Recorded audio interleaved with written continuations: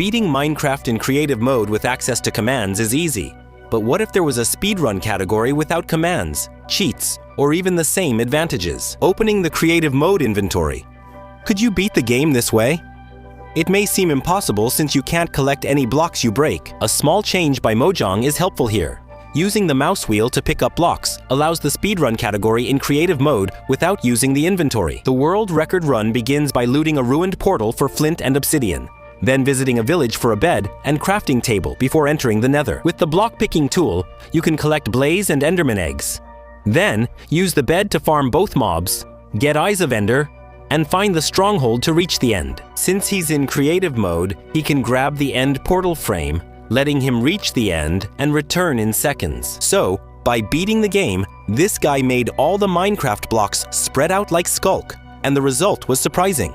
It started with diorite and andesite, which began taking over everything, and when he took both and placed them side by side, well, over time, one started invading the other's territory. At first, it was just a little bit, but then it turned into a real mess, with both blocks completely mixed together. Then, he made sandstone spread, even through water, and placed water right above the sandstone, which resulted in a completely uneven hill. He had the clever idea to let water and lava flow through blocks, placing them side by side and in between. That's when stone and obsidian formed, and since water flows faster, it could beat lava by a wide margin. The most impressive experiment was sandstone versus lava. At first, sandstone won, but then he changed the speed at which sandstone was spreading, and the lava just spread in an unbelievable way. And in the end, this crazy structure appeared that you can see there. A company programmed 1,000 AIs to play Minecraft completely on their own. I'll show you how this led to a fully digital civilization, created without any player influence. The first important thing that comes to mind is, would the AIs destroy all the mobs, beat Minecraft by killing the Ender Dragon, or would they focus on building a fair world for everyone? Actually, some extremely interesting things happened.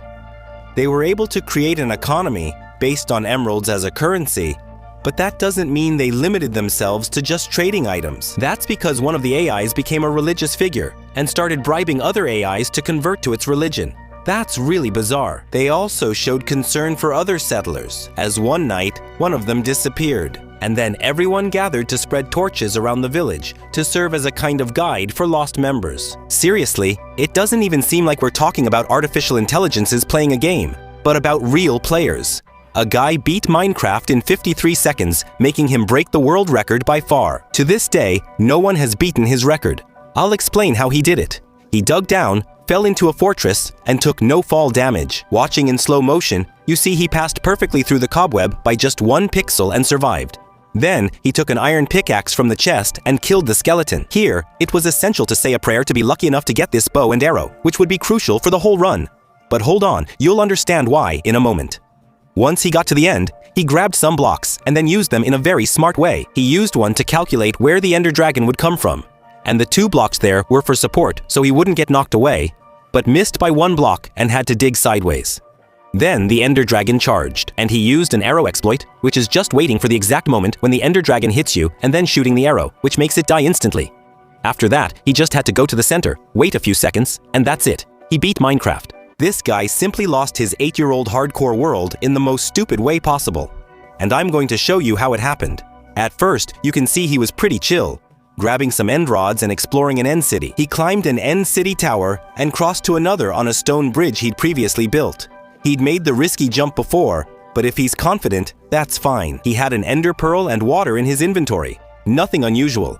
When he tried to jump and place a stone block to avoid damage, he accidentally switched to the ender pearl and threw it. Then looked back in fear. Alright man, you can tell the guy doesn't value his life here. It was crazy for some reason. He took out the water and the ender pearl from the hotbar, went to get a dragon head, and he jumped after it.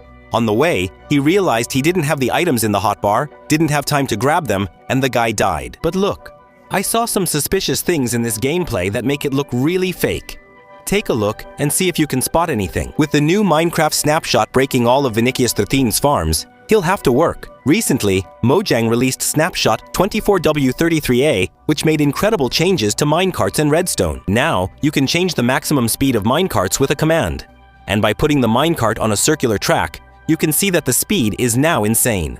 Besides that, their physics have improved, because now, when the track ends, the minecart is launched, and before, it would just get stuck on the next block and fall. These two things have opened up one of the best possibilities I've ever seen, which is to launch mobs really far, in a very easy way. There's now an option for the camera to automatically follow the minecart's direction. Also, redstone activation has changed significantly, which could break many farms in the game, because the wire nearest the lever or button will now trigger a block update first. And if two wires are at the same distance, it will be random. So, the position where the activation source is placed in redstone systems will now be much more important, even in many farms that will be built in the future. This guy made infinite sponge and water, then put them together. He simply made a code that creates a water source that spreads infinitely, and also made sponges multiply, and just put the two side by side to see which one would win. In this experiment, he made the sponges multiply through the air in any direction, and set an initial speed. And he made the water generate a current, one block higher, every certain number of ticks. At first, the water spread. It spread in such an absurd way that the sponge barrier managed to contain the water. But only for a while, because soon, all the water started spreading through it. In the second phase of the experiment, he increased the speed at which the sponge spreads, and this made the sponge hold back the water for much longer. Eventually, something formed, and the water got past the barrier again during the third phase. He just added lava, skulk, and a new fire that spreads through the air, and the sponge created a hill. But it can't beat the fire since fire consumes the sponge. Yet it spreads so quickly, it traps the fire. So, sponge beats water, water beats fire, and fire beats sponge. An endless cycle. This guy realized that shields make arrows ricochet, and he simply wrote code that summons a kind of sphere made up of hundreds of shields, capable of killing absolutely anything. Inside, you can place any mob in the center, then shoot an arrow that bounces around, gaining speed before hitting the mob in the center and dealing massive damage. This is extremely powerful, because the creator of Minecraft added a property to the arrow that makes its damage multiply as its speed increases. And because of that, some of the highest damage in the game comes from it. We're talking about 50,000, 100,000, even 300,000 hearts of damage at once. Enough to kill dozens of iron golems and a fully netherite-equipped player with a single arrow shot. No, that's not the limit. There isn't one. A circular structure like this lets an arrow ricochet endlessly, continually increasing speed, so the damage potential is infinite. He didn't stop there. He also tested this with shield tunnels and was able to kill a warden. With just a normal arrow and a normal bow, a speedrun lasted exactly 0.00 seconds technically, and I'll explain to you how that happened. Speedrunner Hanabi was searching for a good seed to finish the game, and unexpectedly broke the world record. But what he didn't expect was that he would land in a seed where he was stuck in the ice, and would end up dying really quickly. But one curious thing is that the speedrun timer didn't move at any moment, and this record would be a world record for fastest death in Minecraft. But why did this happen? Well, usually speedrun timers start as soon as the first key is pressed, or the first mouse click happens. But actually, for death speedruns, it's different, because when you spawn, you have an initial invincibility of 3 seconds, and that would make it impossible for a run like this to last 0 seconds, right? Well, kind of. If you technically consider it, and the runtime is based on clicks, it was literally 0 seconds because he just entered, did nothing, and died. But in practice, it took about 15 seconds. A new snapshot has already come out. In the same week, Snapshot 24W-33-A, which completely changed the way Redstone works again.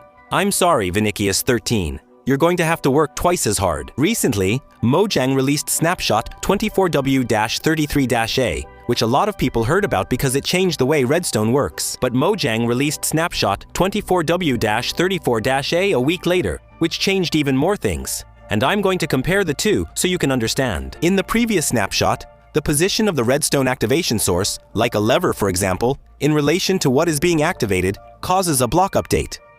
First, depending on whether it's on the left or the right, but at the same time, when the distance was the same, it became random and could be on either side. But Mojang decided to completely remove the randomness from Redstone. So now, in Snapshot 24W-34-A, when the distance from the activation source is the same, the block update will always prioritize the wire on the left. Interestingly, Mojang removed the ability to stack minecarts with dispensers on the same rail in the previous snapshot, but now they've brought it back. They just can't decide. Watching people break records in Minecraft speedruns is really interesting, but this guy just did the most sus speedrun of all, setting a record for hitting sheep with a cucumber, and I'll explain to you how he did this in less than a minute. Well, first, he spawned already facing a portal chest with an axe and a pickaxe. Then he went to get some wood. There was also a temple right next to him, and he was already facing it. He went there to get the pistons and the redstone inside. Then, he grabbed some diamonds from a chest in front of him to make a diamond pickaxe. That way, he could mine copper, and you'll understand why in a moment.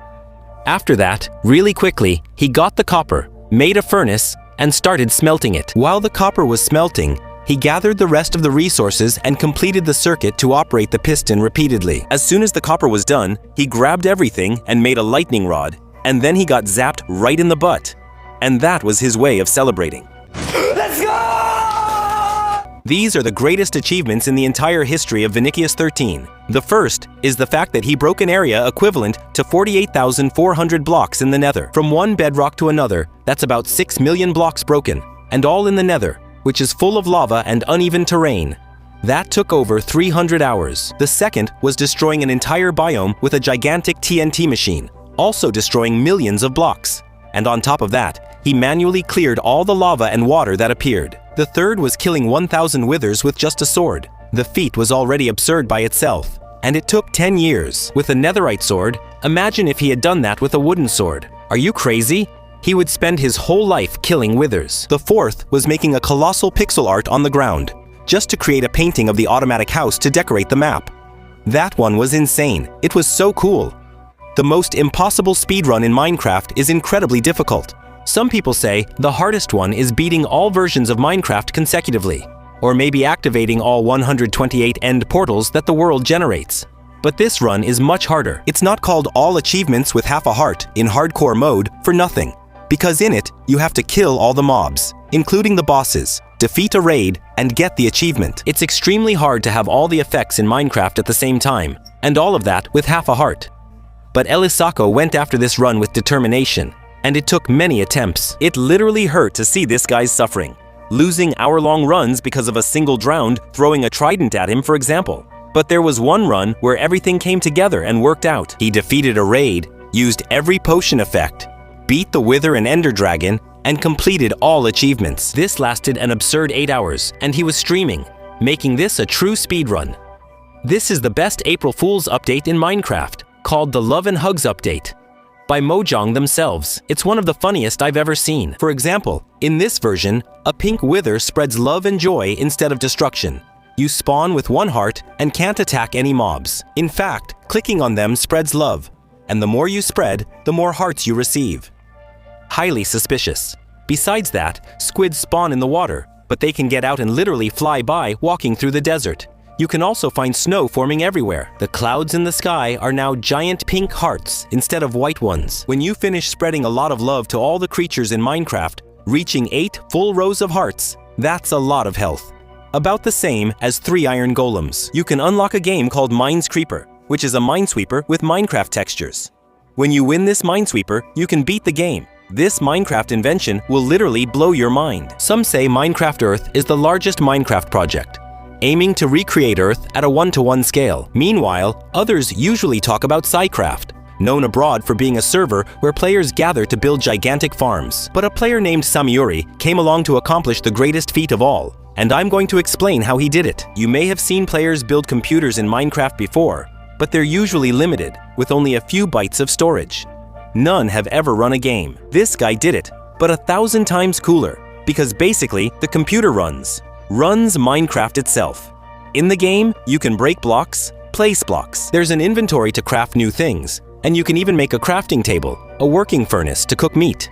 And the craziest part is that this computer has only 6 kilobytes, that's 0.5 kilobytes, 0.00001% of a 64 GB cell phone. There are some Minecraft tips that I thought everyone knew, but it turns out some people don't. Like, about 95% of people know that if you have a stack of gravel piled up, you can put a torch underneath it to break the blocks faster. But for the few people who didn't know, tell me, was that useful? Now, a very valuable tip is that, usually, when you want a high-level enchantment, like Efficiency 4 or Looting 3, you need to be at the highest level possible, which is 30 XP to get enchantments at the table. And that's correct. Except for some people, for some reason, with 30 XP, this enchantment has a 2.7% chance of appearing. But if you stay at level 23, or 24 XP for some reason, This goes up to a 34% chance. So, instead of taking 30 attempts to get it, it'll probably only take about 3. Another cool thing is that if you have a little bowl and find a mushroom biome, you're set, because the mushroom can give you mushroom stew. Literally infinite. That way, you'll never go hungry again, especially since you'll be able to stock up on stew non-stop. Mojang accidentally just leaked the official information for update 1.22. That's right. The update that was supposed to be announced at the next Minecraft Live was simply leaked. These leaks usually come from random Twitter accounts that access Mojang's data. But this time, Mojang made the mistake themselves. Oh my god. They posted this note here on their official website before deleting it, hours later, which when translated, goes like this. Watch the highlights. Get access to the latest and best news from this year's show. A first look at Pale Garden and its furniture style, Kriya King, and information about the bundles and hardcore mode, and also exclusive information about Minecraft, the movie, and our new immersive experience, the Minecraft experience, the Village Rescue. The main features in the new update seem to be the Pale Garden, possibly a new biome or structure, and a structure called Kriya King. We can expect it to be very different, since Mojang adds only hostile creatures, not common animals. I found the best way to farm netherite in Minecraft by testing it out myself. Most of you have probably already seen videos teaching different ways to get netherite, so I decided to test them all in practice. And I made a ranking to show you in this video how much netherite per hour each method gave. The first one was the bed method, which is by far the worst. The problem with this method is that you have to worry about placing the bed and protecting yourself. Often, you'll hit lava pockets that get in your way since you're in the blast zone, forcing you to constantly reposition due to the uneven terrain. The second method was the standard one, digging on the edge of the chunk in a 2x2. This method seems faster because you dig non-stop and straight. But hold on, I'll tell you how much it gave me per hour in a moment. The third was the TNT method. It has to be done right, because you shouldn't place them all in a row. You should leave a 1-block gap for every 2 TNTs, so you don't waste resources for nothing. And finally, the automatic TNT machine method, which shoots duplicated TNTs infinitely and digs a gigantic tunnel, getting a lot of debris. And the final ranking ended up like this. A guy got full netherite in 35 seconds, and I'm going to show you how he did it. He spawned near a portal with a chest, quickly took a gold pickaxe and obsidian block to finish the portal. He walked briefly in the nether, picked up some wood, and quickly reached a nearby bastion. He used the wood to make a crafting table. Then, he jumped down, and while he was in the air, crafted a ladder to stop the fall damage. Right after, he broke some chests with an axe and moved on to the next room. He did some wild parkour, broke deep slate blocks, quickly parkoured again to reach and break chests in the bastion. There was a netherite ingot, so he made a smithing table and put on all the armor. Done. Full netherite. I have a challenge for all the Minecraft tryhards. Most of you have probably already seen videos of players trying to get all the smithing templates in the game. This takes hundreds of hours since you must visit nearly every stronghold and structure in Minecraft. But these players don't realize this challenge inspired me. And what I'm about to share is even harder. The challenge is so much harder that it might even be impossible to complete, even if a player tries for their entire life. While the regular challenge needs 960 different combinations to be completed, the challenge I'm going to do is to collect all the colors of leather armor. And you might even think, oh, there are only 16 colors to dye with, so it shouldn't be that impossible. But if you dye the leather armor multiple times with different dyes, the colors mix together. And in total, there are more than 10 million different shades. That's because I haven't even mentioned the absurd number of combinations that can be made. If you try, for example, to make each piece a different color until you've done all the combinations, that number goes up to more than 100 trillion. No one is going to be able to do that. The new MOB, the creaking, was just announced, and already a lot of very interesting theories about it have come up. As you know, the Minecraft community loves to theorize and think about all kinds of things in Minecraft, trying to figure out where something came from and what the logic behind it is. With the new MOB, it was no different. A lot of people are saying that the heart of the creaking actually sucks all the life energy from the trees to give life to the mob. That's why the Pale Garden's trees look pale. Maybe the heart of the range door isn't really native to the Pale Garden. And actually, this biome used to be a normal forest that was invaded by the heart and had all its life energy sucked out, turning it into an almost dead biome. At the same time, they're theorizing something very interesting. They're saying that the MOB isn't ready yet, because the heart, even though it managed to create the MOB, wasn't able to gather enough energy to make the range door in its strongest and most powerful form. A group of scientists did an incredible experiment. They had 300 people play Minecraft in a cramped 800x 800 space inside the game, closed in by huge bedrock walls. The experiment's main goal for 2 months was to observe how people managed limited resources in a crowded space. In the first week, trees became rare, and wood was an essential part for progressing. Soon after, 4 clans emerged, and they created their own wood farms. And vein mining started 3 weeks later. All the iron was used for tools and armor. Sand became rare, which made glass extremely valuable, and even diamond became even scarcer. And with that, wars began to break out to conquer the resources that were running out. This was when the DX clan had their castle destroyed. More and more wars started to happen because everything became extremely scarce. That's when 2 very skilled PvP players made history.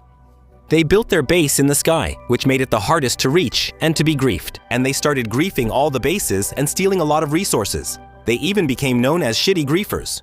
I'm going to show you now all the new blocks that will come in the 1.22 update.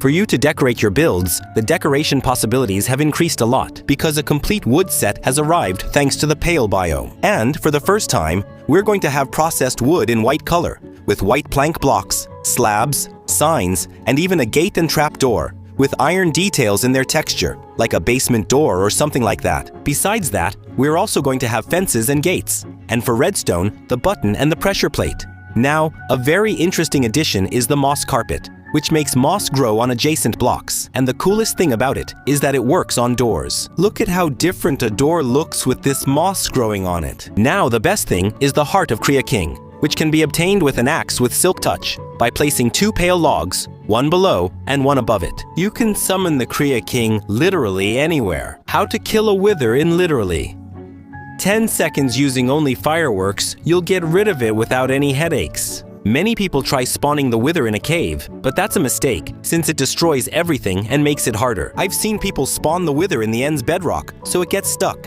and they kill it with a sword. But there's a much faster and easier way that's really useful. First, just craft a firework star using feathers, gunpowder, and red dye.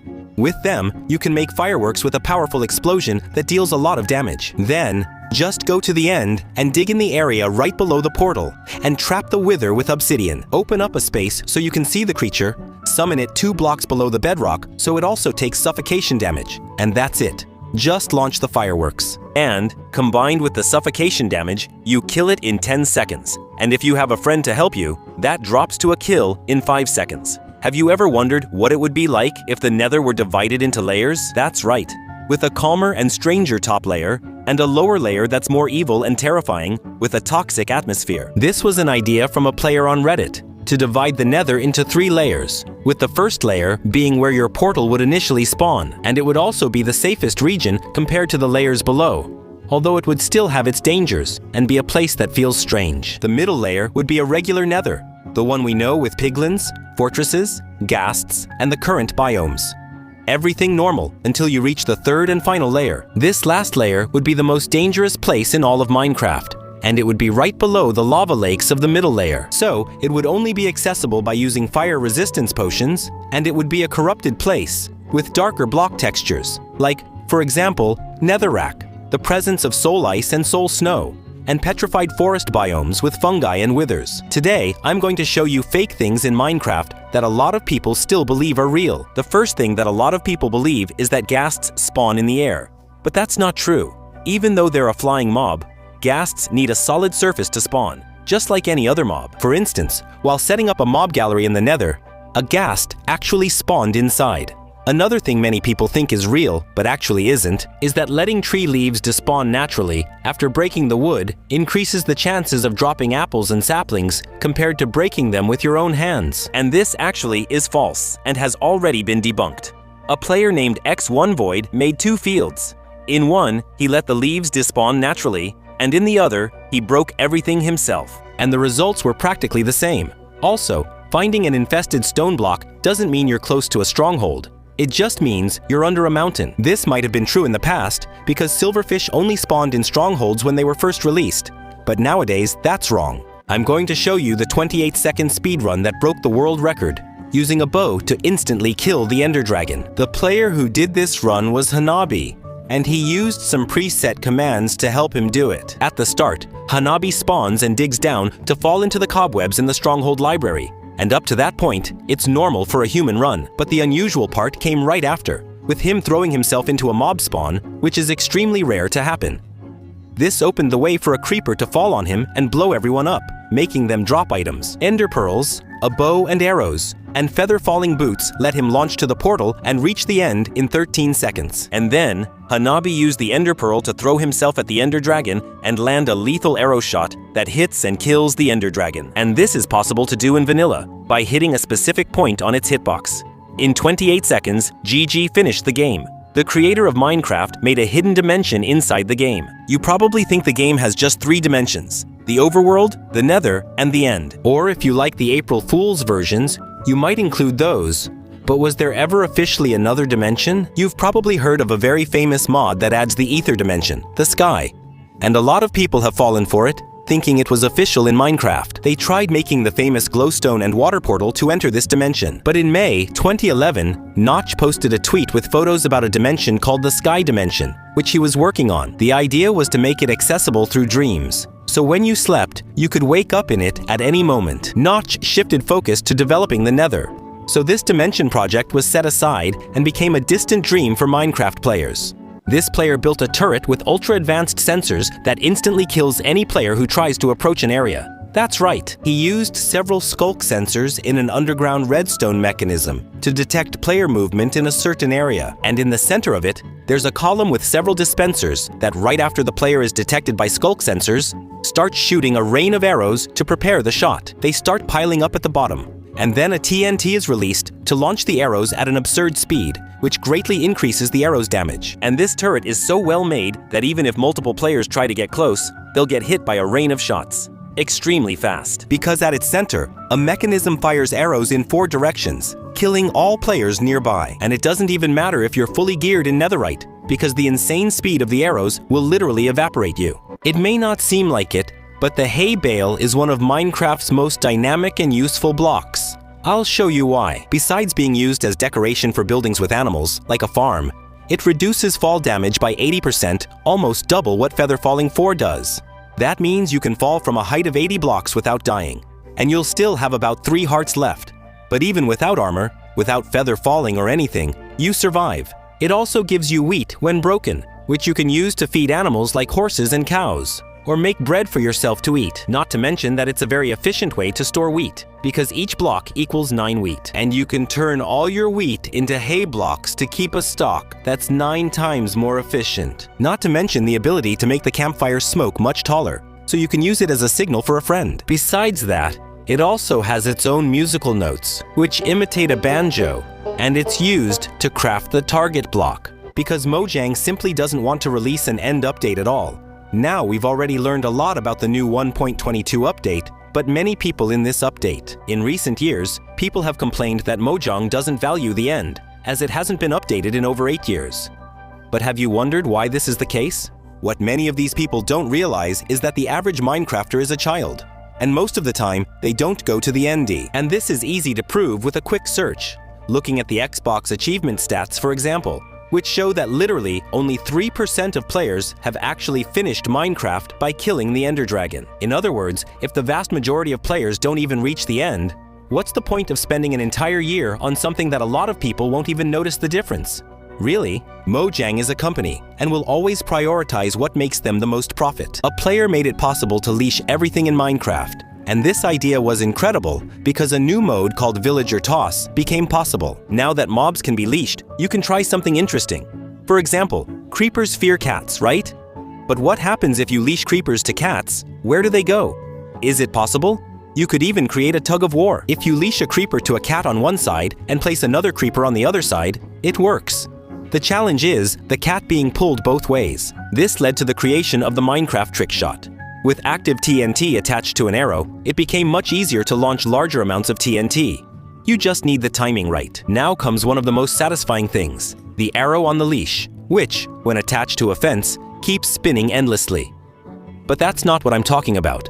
I'm talking about the giant arrow that destroys blocks. Look at this effect. And not only that, it even disappears along with the water. This player basically did a Minecraft speedrun in the middle of class. Nowadays, speedrun categories keep growing, with thousands of players doing their runs and making their mark in history. Have you ever heard of someone speedrunning during class while chatting about something unrelated with a friend?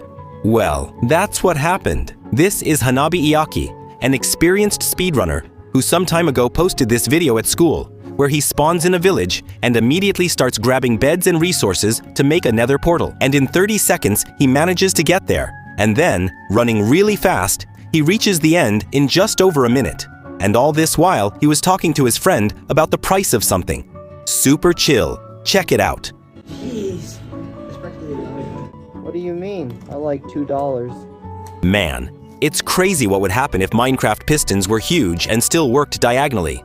Well, a player did that, and the result was amazing. These pistons basically work on a large scale. So for example, if you want to push an entire villager's house, boom, you can do that. But the most interesting part was when he started testing the effects of several pistons at the same time, where at first he pushed 2 houses into the same spot. The house from the lower piston simply broke, and when he returned the pistons to their initial position, the house from the other piston ended up duplicating. And there was even a moment when he started testing the effects of pistons at the same time. Except this one is capable of throwing buildings, and he literally threw a villager's house. And when it hit the ground, it caused a small explosion and even made a hole because of the weight of the impact that was simulated in the fall. Not to mention when he launched a house at a bunch of flying pigs. That's crazy. Go to the first layer at the nether's top, climb the stairs, and throw the ender pearl here to access the nether's top. There's just one problem with this. If you don't have enough blocks to get out, you'll get stuck. Or at least, that's what a lot of people think. Many have lost everything, even in hardcore, and get stuck due to a simple mistake without knowing how to escape. However, there is an easy way out. All you'll need is just 9 wooden planks, 4 to craft a crafting table, and 5 to craft a boat. After you do that, you'll need to position yourself where you came from. Then, you place the boat right above the passage and the crafting table in front, and position the boat this way, but to the side of the crafting table. After that, just limit your FPS to 20. This will be essential to lower Minecraft's tick rates. Now, just get in the boat and get out of it as quickly as possible. This will do the opposite of the ender pearl you used to go up and will throw you back down. This speedrunner made a netherite beacon in literally less than 1 minute of gameplay, and I'm going to show you how this was possible. The speedrunner who did this run is called Foggy, and he used several commands, since this is a task. A speedrun that uses automated tools along with the player's skills. To achieve this literally insane effect, everything happens quickly. He spawns next to a village and a ruined portal to save time, gets wood from a chest, and rebuilds the ruined portal with the obsidian also generated in the chest. In the nether, he visits a bastion and gives gold to piglins for string. Soon you'll see why. He then finds netherite in a chest and uses the duplication glitch. There's a fortress nearby, and he teleports there with an ender pearl to kill a wither skeleton, get its head, and duplicate it as well. Then, he uses a bug to go above the bedrock, summons the wither, and duplicates all the netherite blocks while the wither is still invulnerable. He starts building the beacon, and then uses the beds he made with the string he got earlier, which is used to make wool. And with that, he quickly solos, gets the star to craft the beacon, and that's it. It's done. The fastest form of transportation in Minecraft can get you to reach a speed of 77,000 blocks per second, which is 225 times faster than the speed of sound. Many players have already tried to figure out the fastest ways to travel in Minecraft, and a lot of people have discovered even the simplest things.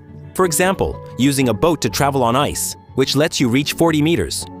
That's equal to 40 blocks per second in Minecraft, with each block being 1 meter, which is 8 times faster than running. There are also things that are a bit more complicated to do, like supreme swimming, with several effects that increase your speed at the same time, letting you reach 144 meters per second. But none of that comes close to the TNT minecart launcher, because it throws you as soon as it's triggered by the explosion. And the most important detail is that they can be stacked on the same block, infinitely, using the dispenser. That's how a player named Carvis launched his friend at a speed of 77. It's insanely fast. One player, on his own, made improvements to the atmosphere of the new biome, the Pale Garden, and made it much better. That's right. Mojang added the new biome, and it turned out amazing. You can sense there are still things they could have taken advantage of. And a player named Lasercraft made additions to the atmosphere of the Pale Garden, which, although small, made a huge difference. He started by retexturing some blocks, added details of the creaking's eyes to the vines in the biome, and made particles using its eyes. This creates a very different sense of being watched, making the horror atmosphere much better.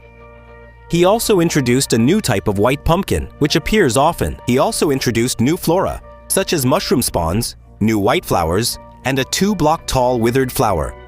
He did this to highlight the potential in Mojang's updates. In other words, they're not bad, but they end up not making the most of the potential of these updates, of the things that could be added all at once. What would happen if Minecraft blocks didn't have a defined position? What if Minecraft blocks couldn't be placed? Anyway, they stay in a specific shape, limited by the game itself, and that's called a grid. But what if that's broken, and the player has total freedom to position the blocks however they want, or the blocks end up misaligned? Speaking of the grid, well, a content creator named ElementX did this initially, removing the grid from the game. He literally made a giant tree with branches that curve in Minecraft. Simply cursed. And right after, he added the grid again, but changed the positioning of the blocks, making it random. A small change made it look weird, but more changes made it look like a tsunami had swept across the whole world, becoming so bizarre and hole-filled it triggered trypophobia. This is the weirdest speedrun in Minecraft, and I'm talking about the despawn run exactly. The idea is to kick the bucket as fast as possible. If you've never heard of it, now you know there's a speedrun category with this goal, and the rule is that it doesn't matter how you do it, whether it's lava, skeletons, falling, anything. And it turns out a player managed to complete this run in literally half a second. One of the rules for this is that the timer starts from the first key you press, which makes perfect sense. And this player got a seed in 1.19 that spawns you right next to an iron golem. Then he slapped the creature, which hit back and instantly killed him. Something with the potential to be faster than that would be just a seed that spawns you in lava, because the player wouldn't need to do anything. And that breaks the rule of needing to press something for the speedrun timer to start. So it just stays stuck at 0. This is the weirdest speedrun in Minecraft, and I'm talking about the speedrun. All the sands. It's completely random, and came about after a player collected all the sand in the game in 34 seconds. Other players looked at this run and thought, "Ah, interesting, I'll do it too." So, new seeds specific to this run started to appear. There were a lot of people extremely motivated to break this ultra-specific world record, until this seed was found, and everyone agreed that it's the most optimized for this. The perfect seed to collect all the sand in Minecraft. Then, a player named Loki broke the world record. Faster and more optimized with this seed, he started by instantly breaking red sand, since you spawn looking right at it in this seed, and right after, he went to loot the ruined portal's chest and rebuilt the portal. While he was in the teleport animation to the Nether, he had already grabbed sand from the beach, and as soon as he teleported, he instantly collected soul sand and set a 7-second record. The Nether roof is one of the most important and useful places in all of Minecraft, but a lot of people still have no idea about the advantages of using it in their world. A key feature of the Nether is that every block you travel there counts as 8 blocks in the overworld. As a result, many people create Nether hubs, a portal network for much faster travel. But the main issue with the Nether is its extremely uneven terrain, making it very difficult to build this network. Besides the mobs that can get in the way, that's where the Nether roof comes in, because up there it's completely flat and no mobs spawn. That's why you can make a giant portal hub with no trouble at all. To get up there, just go to layer 125 of the Nether, place the ladders like this, and throw an ender pearl exactly at this spot. But be careful not to get stuck. Without obsidian, your only escape is suicide, risking all your items if you lack a chest for storage. Imagine a version of Minecraft with 2 billion dimensions. That's how many dimensions exist in Snapshot 20W14 Infinity, a version made by Mojang, where the possibilities for different combinations of biomes and world generation are insane. And I'm going to tell you a bit more about it. In this version, you can write anything in a book and then throw it into a Nether portal. This will make the portal change color and create a completely new dimension. But the most interesting thing is that everything you write in the book creates a different dimension. In other words, I can take a book, write my name, and I'll have a totally customized dimension with a pattern based on its letters. And that's really cool. Besides that, this version adds a dimension called the library, a place that has a new block called the Box of Infinite Books. And by right-clicking on it, you get a book with the coordinates where the block is located. And with that, you have access to billions of dimensions with different patterns. Mojang has already added 2 new game modes to Minecraft Bedrock, Game Mode 6 and Game Mode 9. That's right, new game mode commands. And a lot of people didn't know about this. But don't worry, I'll explain these 2 modes now. Game Mode 6 was added in a beta version in 1.19, and it was called Spectro Mode, which means a kind of spectator mode, with the ability to go through blocks normally, but with the difference that you couldn't go up or down, you could only walk straight. The case of Game Mode 9 is a bit different, because it's a secret game mode that exists in the game, but it can't be accessed through commands, only by changing the game settings. And this game mode is really strange, because it mixes creative mode and survival mode. So you have the hunger bar, hearts, and drowning bubbles. So yes, there's a risk of dying. But at the same time, you can fly and mobs don't attack you. Just like in creative mode, you can't place any blocks on the nether roof in the Bedrock edition, but in Java, you can. And many Bedrock players have complained a lot about this, because it's a hindrance to building very useful megafarms and nether hubs. But why doesn't Mojang add this to Bedrock, since it's already in Java? Actually, this wasn't in Mojang's plans, and players weren't even supposed to be able to access the nether roof. This is only possible because of a bug with the Ender Pearl. In other words, it's something that players exploited in the game, without Mojang even considering the possibility of anything like that happening. So actually, what Mojang would really like to do is fix this, because it's a bug in the game. However, the only thing stopping something like this from happening is the fact that Java players would simply hate it. If you think about it, the nether roof lets you play as if you're in a super flat world, even though the main world has standard terrain, and that removes the need for digging, which makes removing it a terrible idea, because almost everyone will hate it. This is the best speedrun seed in Minecraft Bedrock. 4 resource-rich structures spawn close together in this seed. You spawn just 100 blocks from a village, which you can reach in under 2 minutes by running. In the village blacksmith, a chest instantly gives you 6 diamonds and 5 obsidian nearby. A ruined portal can be lit right away with these items. But that's not even the best part, because if you go to this house, which is right next to the blacksmith's house, and dig right below it, you'll find structures. The first is a gigantic mine shaft to explore, and inside it, there are 2 dungeons and chests with very valuable items, like the feather falling enchantment and enchanted apples. And the most unbelievable part comes now, because if you dig a little deeper, really quickly, you can already find a stronghold full of chests, and there's even another dungeon just a few blocks away from it. Beating Minecraft quickly in this seed becomes an easy task, even for those who aren't speedrunners. This is theoretically the perfect Minecraft Bedrock seed, because it makes it possible to beat the game in just 27 seconds, something no other Bedrock seed has even come close to until now.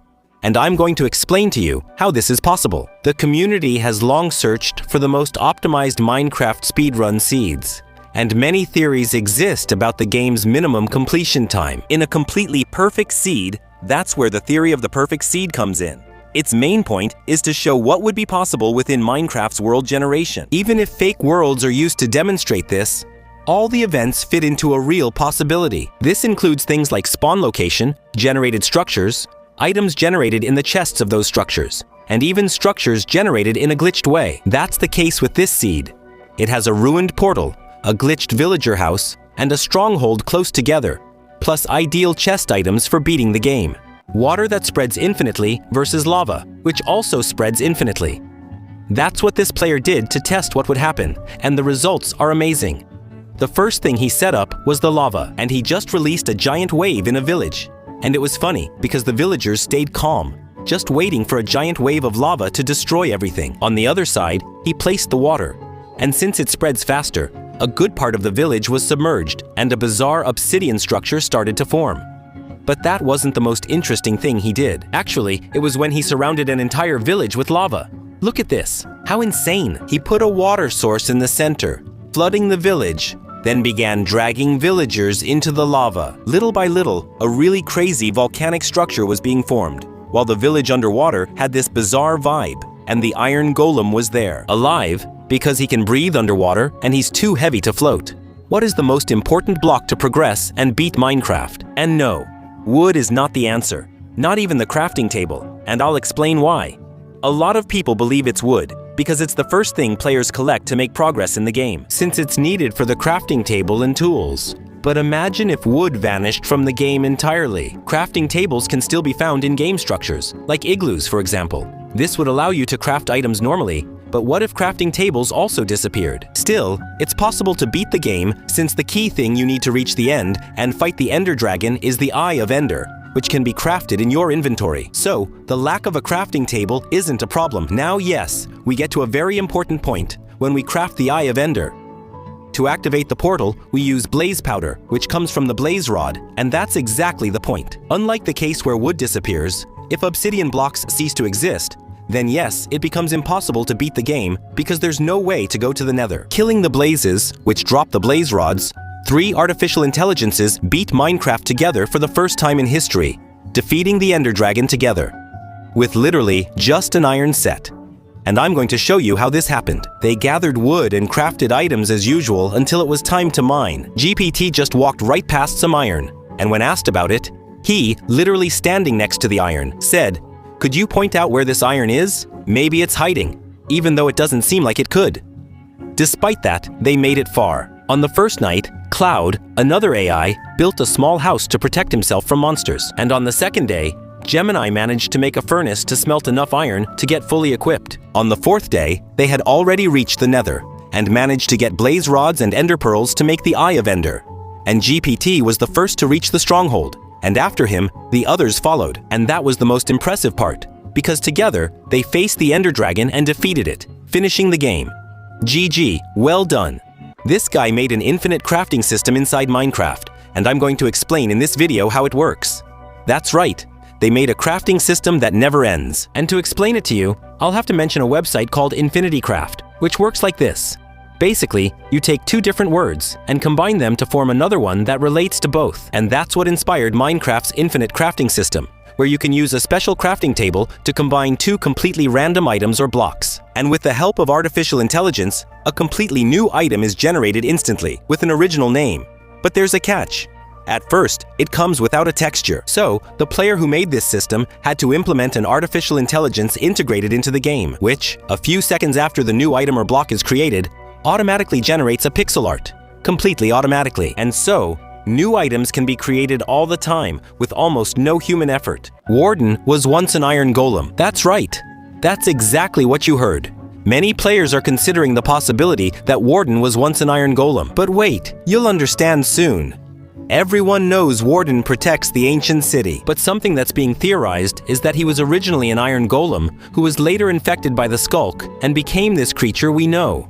But the story doesn't end there, because the Skulk might actually be a kind of fungus, and the infected iron golem would become the Warden, who is controlled by this fungus and becomes much stronger and more powerful, to be a carnivorous predator that hunts prey to feed. This possibility makes a lot of sense when it comes to the Skulk, because the Skulk catalyst, which is the block that makes the Skulk spread, only works when a mob or player dies near it, and it expands by feeding on plants or animals that have already passed away. Even better, these speedrunners experienced the craziest bugs in Minecraft, like this guy who was in an end city, and suddenly, out of nowhere, hundreds of Endermen spawned in the end, which makes no sense at all. I've mentioned amazing speedruns here before, like player building a netherite beacon in under 50 seconds. But most of the time, things go really wrong in speedruns, and that's what I'm going to show today. Like this guy who was doing an all achievements run. When he tried entering the Nether, he teleported inside a block in a savanna biome and got stuck mid-air. How does that happen? And then there was this speedrunner who was with a friend. When he looked at the screen, there was just a copy of his friend showing up, doing exactly the same movements, with a few milliseconds of delay. Totally bizarre. And this other case was funny, because the player stayed crouched, right on the edge of the fortress, and the wither skeletons next to him just bugged out and kept walking beside him, as if it wasn't possible to climb a block and attack. I'm going to show you the unluckiest clips in all of Minecraft, where players lost their world in hardcore mode purely out of bad luck. In this first clip, a player with just 3 hearts left went into a house to catch his breath, because he had almost just died. And right after he says, "I know the zombies are going to try to break in," it instantly happens. He's shocked, but manages to kill the mob with only half a heart left. It even seemed like he was being lucky, surviving with just that little bit of health. But out of nowhere, the house started catching fire in the process. And to make things worse, a creeper came in right after. You could only see the mob's leg before it blew him up with half a heart left. Such bad luck. That's the kind of clip that really makes you anxious. The guy was coming to get the loot he lost after dying, and the loot just disappeared half a second after he managed to grab it. Now, in the third clip, which is actually a little different, because it wasn't a player who killed himself, but a ghast, who, while trying to shoot a fireball at the player right in front of him, shot it and then flew right into it, so he ended up dying to his own attack.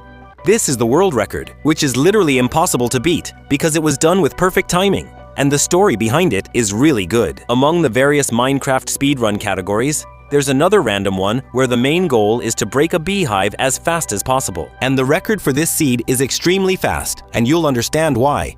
The seed used by speedrunners in this category is the one with this ruined portal. and it was found by Dylan C14.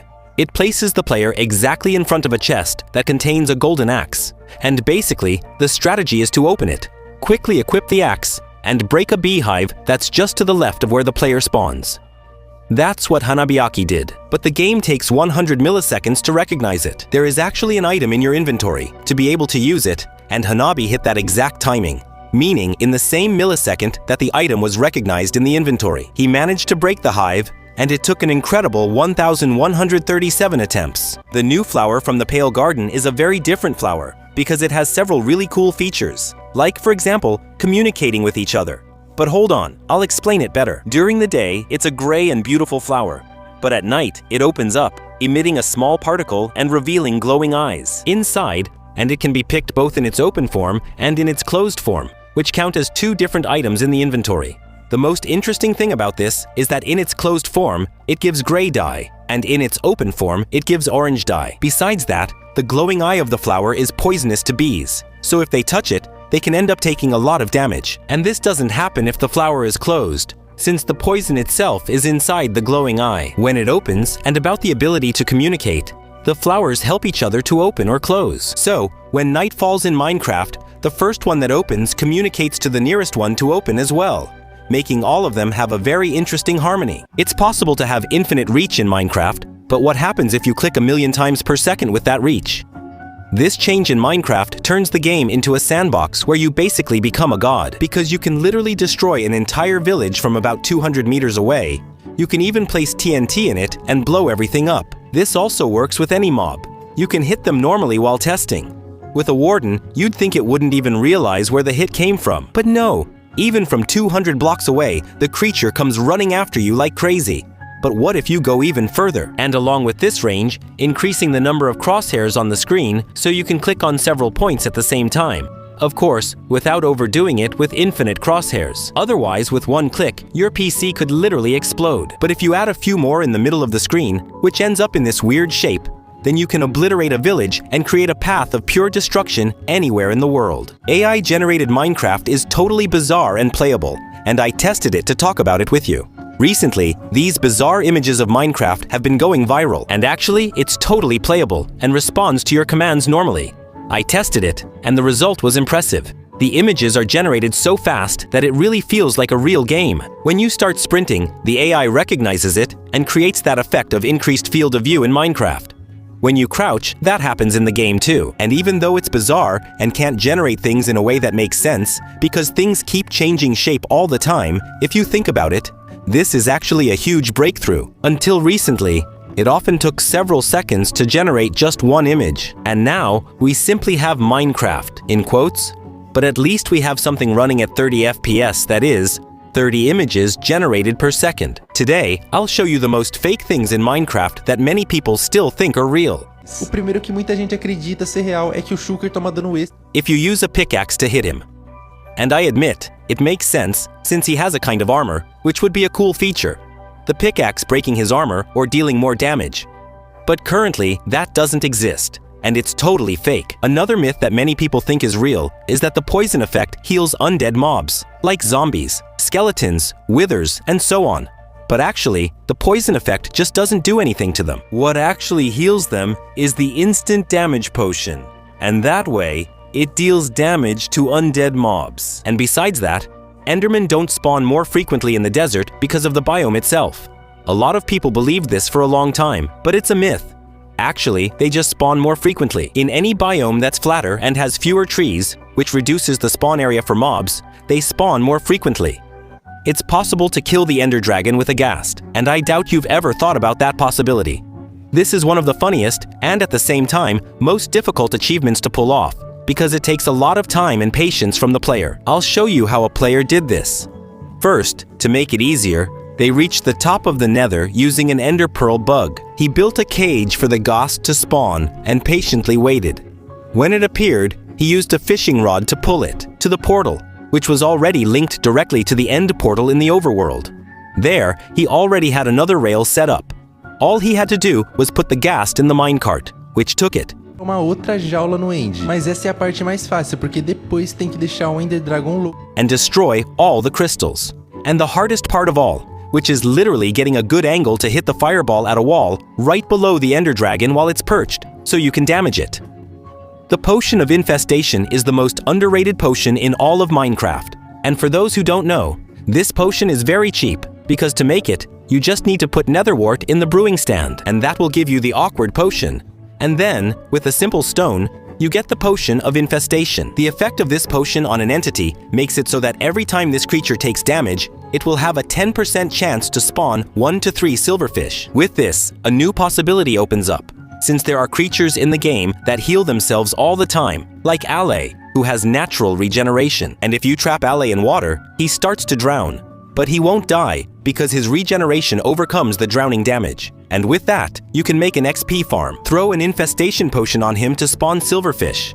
Then make a water stream Para elas serem conduzidas para túnel verde. made of glass and place an armor stand outside of it, which will serve to deal area damage with the sword at the base. There are many very simple things in Minecraft that a lot of people have never noticed exist. For example, the librarian villager is definitely also a tightrope walker, because if you look closely at his head, it's not a hat he's wearing. Actually, he has a book on his head, and that red part in the front is the bookmark of the book. Another interesting thing is that it's possible to place the rail diagonally without any support block. That's thanks to an item called the debug stick, which changes the state of blocks. And this rail is fully functional. Look at this. Besides that, the rails can be placed on trapdoors, and when you open them, the rails don't break. Doing this lets you create a rail that appears attached to the walls rather than supported by blocks below. You can also make stairs. In the stone cutter, it's the most efficient way to craft them, because at the crafting table, 6 blocks give you 4 stairs, while in the stone cutter, 6 blocks give you 6 stairs. Now you can call an AI to play with you, and I invited one of them to play Minecraft and show you guys. There's this website here with a bunch of AI options for you to choose from, and I picked this one called BuilderBot. And already in the game, I noticed that the AI speaks several languages. I asked her to get some wood and she started gathering it. It worked. Then I asked her to make and drop a pickaxe for me. It was impressive that she understood the command and dropped the pickaxe. At this point, 1,000 possibilities have already crossed my mind. The main one being the desire to have a bunch of AI slaves working for me. Then, I asked him to go get some stone, and he went there, dug his hole, and mined, even to build my house. I was feeling lazy, so I asked him, but the result was this thing. So, apparently, it's kind of dumb actually. Totally dumb. But the important thing is to have more and more people playing, because then it will be trained and get better. A player suggested the new white wood from Pale Garden should be obtainable with dyes. Mas na verdade essa é uma péssima ideia e pode atrapalhar muito no desenvolvimento do jogo. Recently, a discussion came up among community players about the possibility of Pale Garden wood being dyeable. But actually, this idea is terrible for game design, because even though it would be interesting to have a huge range of new woods in different colors, since the number of different dyes in the game is enormous, this takes away something very important from the game. That's because dyed woods kind of already exist, if you think about it, and they're added through new biomes, which makes much more sense as a way to introduce these woods into the game. Explorando bioma totalmente novo. Which is an idea 1,000 times better than simply having to pick flowers to get new wood colors. That's why it's very likely that Mojang will never make an update like this. In the game, it's possible to create a map in super flat mode that's totally customized, with literally any block you want and as many layers as you want. And it's extremely simple, because you just use a single command. I managed to make this world here, which is 1 layer of dirt and another of infinite oak saplings. Nem precisei aumentar o tick rate. Era tanta muda que tudo começou a crescer. Very quickly. To do this, just go to World Creation. Select World, set it to flat, and click Customize. Then go into Presets. In this part here, there will be a line at the top with a code, and that's where you can customize it. Now just go to the Minecraft Tools website. There you choose the block and the number of layers you want, and select it. Then select some options that let you generate ocean monuments, mine shafts, lava lakes, and other things. And then you click on Create Preset. Here's the code. Just copy, paste it into the previous command line, and create a world exactly as you set it up. The rarest event in the entire history of Minecraft, which is so rare that it becomes practically impossible to happen, mathematically.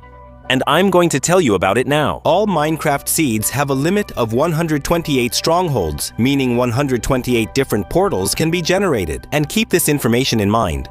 There is a chance for a single portal to be generated complete, but these seeds are ultra rare, because with each new eye that's already filled, the chances of the next eye being filled decrease a lot. For example, The first eye filled has a 37% chance of appearing, but the fifth eye only has a 0.4% chance. And the chance of all of them being generated is literally 1 in 1 trillion. So, what would be the chance of 128 portals being 100% filled? It's so rare that to make a comparison, the number of atoms in the entire universe is equal to 10 to the power of 82, and the chance of 128 portals being generated.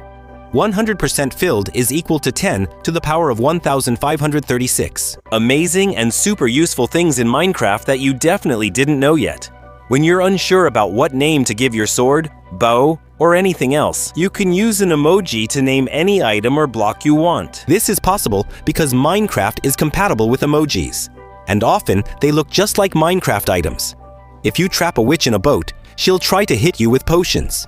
Veneno dela, só que tem um porém, ela não consegue arremessar para baixo, e com você estando no mesmo barco. When she throws the potions, they'll go forward. And with that, you have your own personal combat witch. And also, when bees leave the hive and pollinate flowers, they get covered in pollen, which drips everywhere they go. What happens is, if you plant crops around it, that pollen will do the same job as bone meal, and the crops will grow faster. A player made the stupidest enchantments I've ever seen in my life. Seriously, it's really stupid. The first one was an enchantment called No. It makes the arrows simply wobble in the air, as if they were clumsy. And instead of going straight, this just happens. And of course, the higher the level of this enchantment, the more the arrows wobble. For example, No level 30 looks like this. And at No level 100, the arrow just ends up really far away. But he had a really good idea. Que é misturar isso com o multishot, um encantamento que faz o arco atirar várias flechas de uma vez. E com isso ele conseguiu acertar uma área enorme, principalmente the limitation of multishot, and by setting the enchantment to a huge level with commands. Look at this forest, for example, the number of arrows scattered through it after a single shot. Besides that, he made an enchantment called multi-mining, where the pickaxe mines several blocks at once. Imagine that with efficiency 5 and haste 2 on the beacon, the mining speed would be completely insane. A player programmed realistic water and simulated a dam leak in Minecraft. On the other side, he created lava that flows infinitely to see what would happen, and the results are incredible. He not only created the leak, but also simulated the pressure. In other words, the deeper the hole in the dam, the greater the water pressure, which makes it shoot even farther. After that, he added the lava, which flows infinitely, and opened a hole in the dam for the water to leak out. And it hit a bunch of lava directly, and since the water spreads much faster, a giant obsidian structure started to form. But everything changed when he greatly increased the speed of the lava, and the lava ended up advancing so fast that it almost closed the gap. But it wasn't enough, because just then, the water rose above the lava, creating a crazy shape from the side view. Besides that, on the top part, this obsidian structure formed, with a kind of cobblestone streak between them, which almost look like tree roots. Mojang might not ever make an update to the end, no way. But we have the community. Para fazer isso e absurdamente melhor. Imagina como seria o End com uma big, like the Nether update that totally transformed the dimension. But you don't have to imagine it.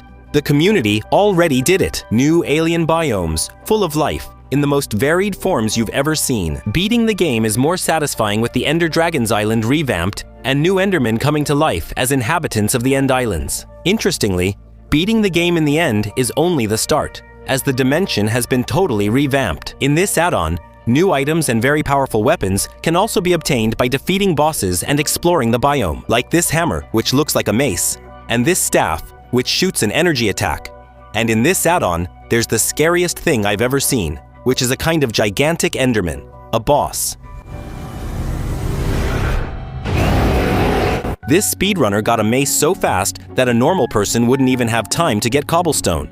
He managed to be the fastest in the world. He did this with the help of the famous ruined portal, which, as soon as it spawns, gives the items that every good speedrunner needs, gold. And right after that, he dove straight into the ocean and dug in a specific spot to find a trial chamber. Then, he went after a chest with a trial potion man, an effect that makes the spawners in the chambers drop the rare keys that give a heavy core when opening the ominous vaults, which is used to make the mace. And then, he went straight to a spawner to kill some spiders and get the key as a reward. After that, he went after the breeze, the mob that drops the mace handle. And here, he was really lucky because he almost died, ending up with just half a heart left. After that, he just had to go up the stairs, lock himself in a vault, open it to get the heavy core, and craft the mace. GG? That's insane. What would nausea level 1 million look like? The normal nausea effect in Minecraft is already really strong, but what if that effect was multiplied by 1,000,000 times? I'm going to show you that now. The nausea effect can be adjusted by the player themselves. So, if you set the distortion effect to a low percentage in the settings, it becomes weaker, and this makes it easier to program an insane nausea effect. You just have to multiply that setting by 10,000, and then 100% becomes equivalent to 1 million. Testing initially at 2%, which is now 20,000%, this is what happened. The distortion is just absurd, to the point where the game becomes completely unplayable. Testing it with 40,000%, something bizarre happens, and it makes the distortion effect increase a lot, and then suddenly stabilize. And the funny thing is that at the very end, the effect starts to distort again, absurdly. Now picture this at 1,000,000%, and you'll transcend the distortion. It gets so big that you can see blocks from a very long distance, and you simply can't understand anything that's happening. The hoglins are the most scared creatures in Minecraft. That's right, scared, because they're afraid of a lot of things. And some of them actually make sense, but others don't make any sense at all. You just can't understand it. For example, hoglins are really afraid of warped fungus, and that can be explained. Que talvez o fungo seja venenoso para os hoglins, então sempre que ele chegar... They run away when near one.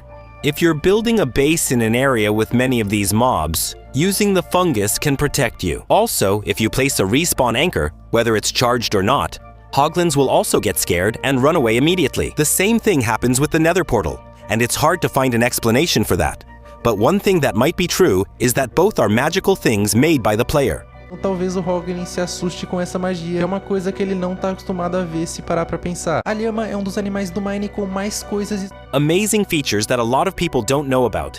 It's an animal that many people overlook in Minecraft, but there are a lot of really cool things about it. The first one is the customization options. You can put a carpet on it, and every carpet color gives the llama a different appearance. You can literally give it a stripe on its face, making it look like a Western bandit. Also, with the purple carpet, it gets a decoration on the sides that looks like obsidian. And on its back, it has an Enderman eye watching you. And with the green carpet, it gets a classic Minecraft look with a creeper face on its back. It's also possible to form caravans with llamas. Just leash one of them, and up to 10 llamas around will form a giant single-file line of llamas following you. And besides that, if you put a chest on it, it unlocks between 3 and 15 inventory slots depending on its strength level. And the stronger it is, the harder it is to tame. I'm going to show you the unluckiest clips in Minecraft history, where players had their hardcore worlds deleted because of so much bad luck. Like in this first clip, where the guy dug a hole to spawn the wither and fight it safely. But when the wither is summoned, it causes an explosion. He ended up taking damage from the explosion, and the ground broke. But underneath him, there was a cave, causing him to fall and die. In the second clip, this guy was in a stronghold, and a lot of creepers spawned at the same time. Look at the count. 1, 2, 3, 4. 4, 5, 6, 7. E ele foi simplesmente explodido diversas vezes. Simply dying. Well, at least in this case, he wasn't playing on hardcore mode. The third clip was one of the most painful I've ever seen. The guy stopped to type in the chat, sent the message, and instantly pressed the drop button.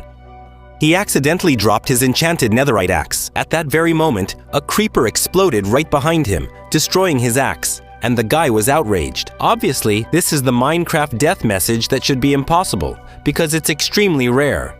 But a player consegui alcançar ela e eu vou te mostrar como. Nessa mensagem de morte específica. Bringing the Ender Dragon to the overworld and walking 30 million blocks to the world's edge is extremely difficult and time-consuming, but a speedrunner named Zillinox decided to do it. Initially, he went through all the trouble of reaching the end and had to use a bug to duplicate the Ender Dragon and freeze him to push him to the end portal and send the creature to the overworld. After that, he used the nether roof to travel with a mending elytra and really a lot of fireworks. Once at the edge, he made a chunk loader and set up an ender pearl setup so he could teleport there. He returned to the Ender Dragon near the spawn, since taking a hit from it is necessary. Then, he used the ender pearl setup to teleport to the edge again and kill himself. And that's how he got the message. Xylinox left the confines of the world while fighting the Ender Dragon. This mob from Minecraft can't be found in any biome or in any creative spawn egg. It can only be seen thanks to another mob, the Evoker.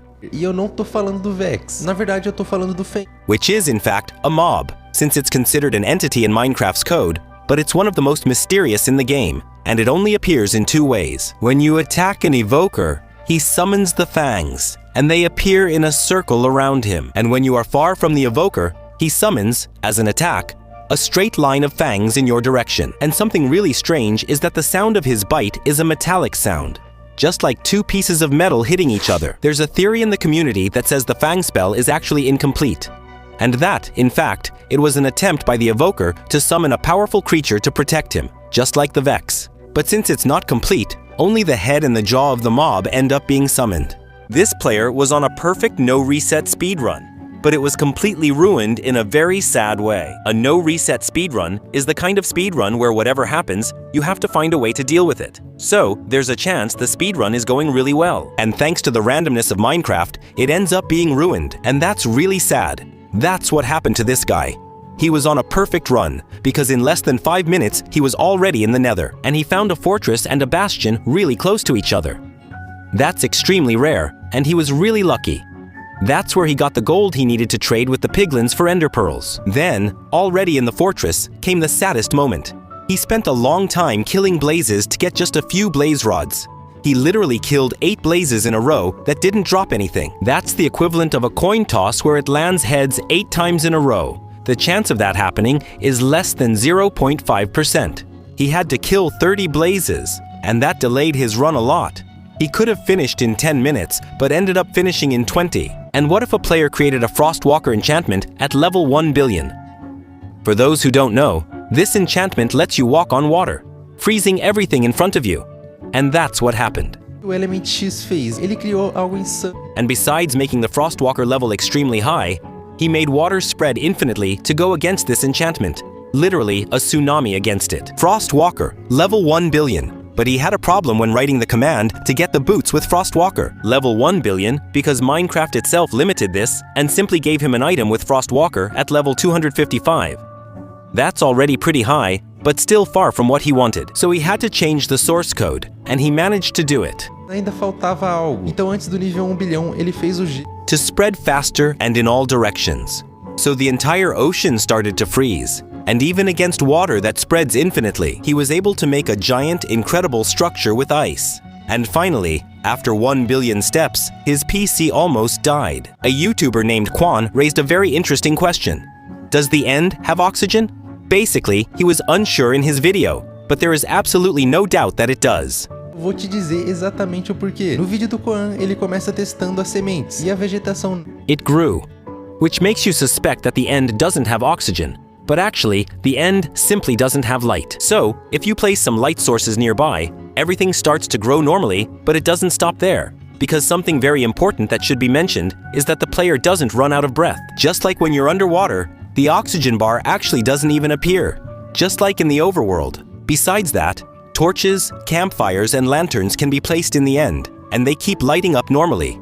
And as we know, the main gas that sustains fire is oxygen. So with all this together, you can be sure that there is indeed oxygen in the end.